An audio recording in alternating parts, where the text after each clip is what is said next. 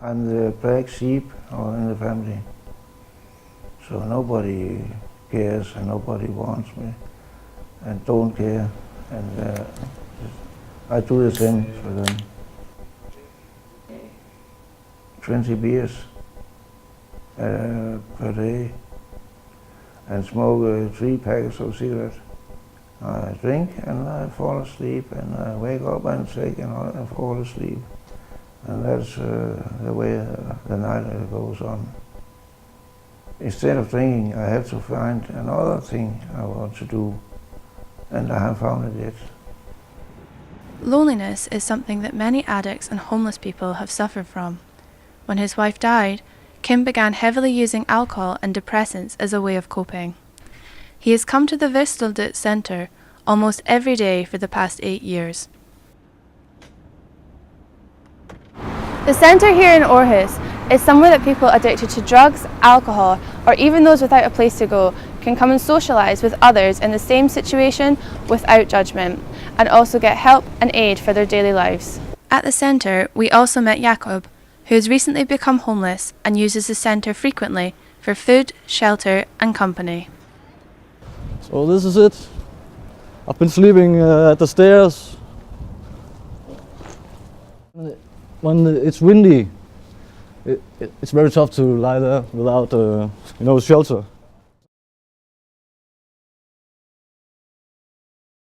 For Piero Vinke, the scenario became reality when his daughter Edith took her own life in 2011, days before her 35th birthday, as her family and doctors did not hear her wish to be euthanized.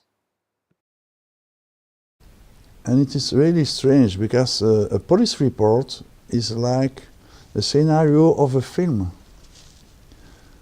After reading this report, I could rebuild the last 5 minutes of the life of my daughter in the details. It happened this here. She cut her throat with a razor, and it was really bloody. As I was in an horror film that the ground was opening under my seat and that I would be swallowed. For Amy, someone listened to her euthanasia request. After almost a year of waiting, her approval was granted in August. When I had a consultation with the psychiatrist and she handed me the piece of paper and then I cried for 10 minutes or so. I was like so happy, and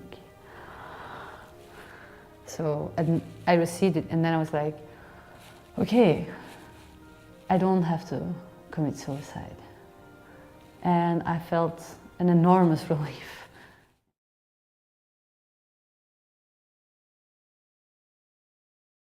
On the 10th of October, the 28 member states of the EU will meet in Luxembourg. They will decide on the new cod quota. This decision will seal the fate of fishermen like Thomas Tierdensen in the Western Baltic Sea. It's going to be tough discussions. This is what we predict. So we hope for the best, and we will see on Monday. They are always saying we should protect the cod. We are fishermen, so we are also protecting the cod, our future.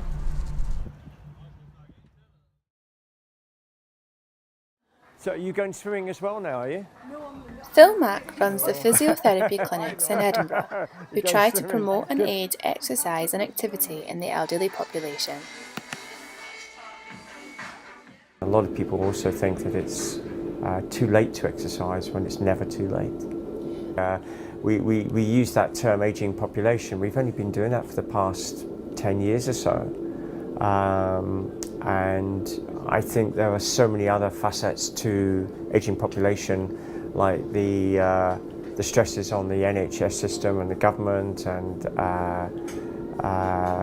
the extra money that's needed, the resources that are needed, that perhaps this has got to the bottom of the pile. And we're only now starting to understand the importance of the ageing population and keeping them fit, and most importantly, keeping them independent. Because if we can keep them healthy and independent, then that's less stress on the resources and the NHS. Walking is a good place to start, and that can be done both in a gym or outside.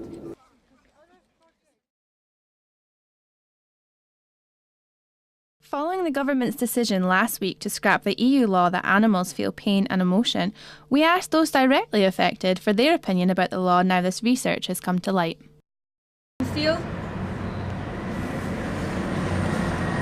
What's your comment on the latest Tory government decision? Think about the Conservative government voting against the law to keep the animals have feelings and emotions. As you can tell, the reaction here is speechless. And they, it's true, they move as a group.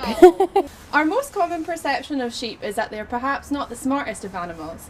But according to new studies, if you believe that, you might have had the wool pulled over your eyes. Edinburgh has recently been a focal point for homelessness, with events such as Sleep in the Park and other fundraisers taking place here, which hasn't gone unnoticed by the local authorities. In the announcement of their 2018 budget, the council have said that they've put aside £2 million to help tackle homelessness. The council are showing they're making big changes to help people with nowhere to go. However, organisations such as Street Reads are showing that a little effort can really go a long way.